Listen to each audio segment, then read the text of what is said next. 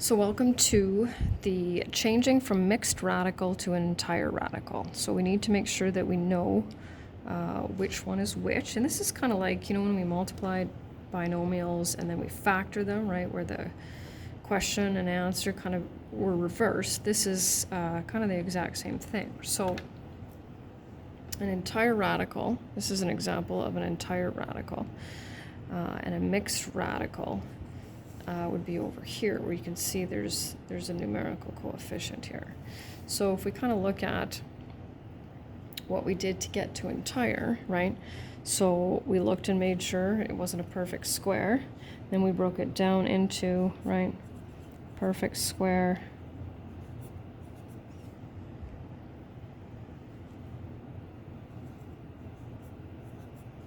so now what we're going to do is I'm going to give you this as the question, and I need this as the step, and we're going to get back to this, right?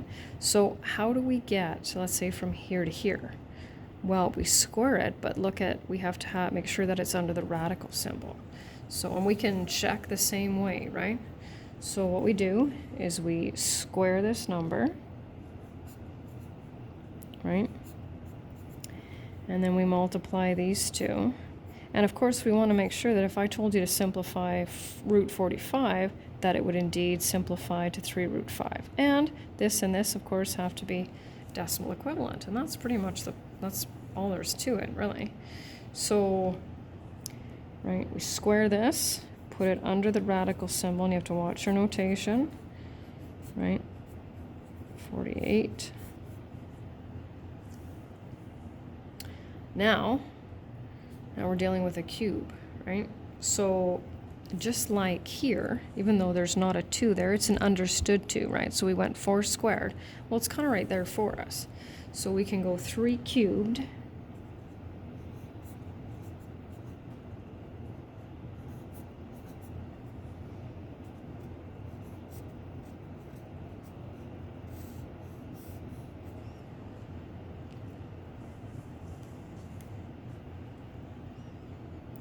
So there's nothing here, which means it's an automatic square. So root 49 times root 6, whoops,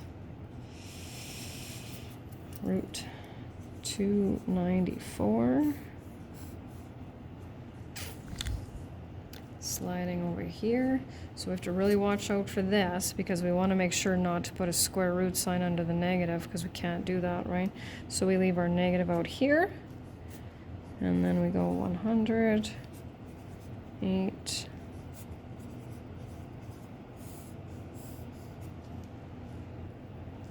and that's the answer to this one. So there's just a few more. So what I would recommend is pausing the video, giving them a try, and then taking a look. So we've got negative 3 root 8 times, cube root of 8 times the cube root of 10.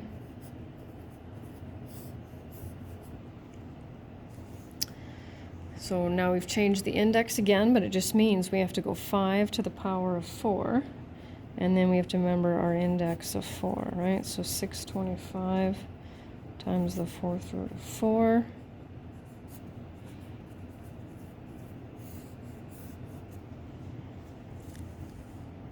And we'll keep going. So 2 to the power of 5 now will be the 5th root of 32 times the 5th root of 7.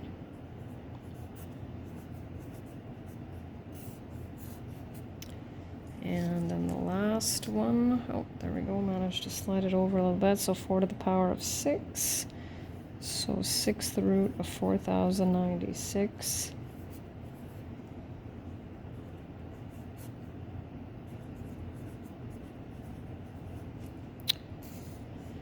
And that's it.